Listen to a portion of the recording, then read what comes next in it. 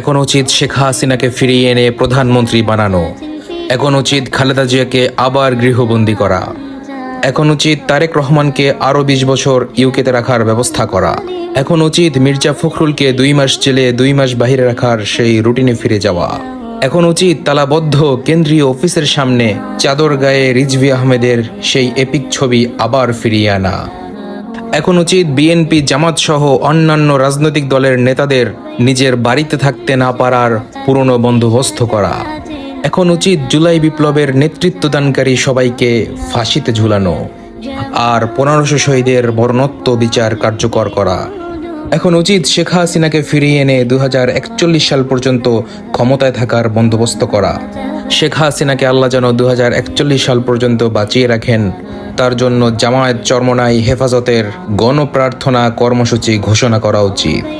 যতক্ষণ পর্যন্ত আল্লাহ এই দোয়া কবুল না করবেন ততক্ষণ পর্যন্ত আমরণ অনশনের ঘোষণাও দেওয়া যেতে পারে। কপাল পোড়া জাতি এর চেয়ে ভালো কিছু ডিজার্ভ করে না। শেখ হাসিনাতেই এদের মুক্তি। বাংলাদেশ।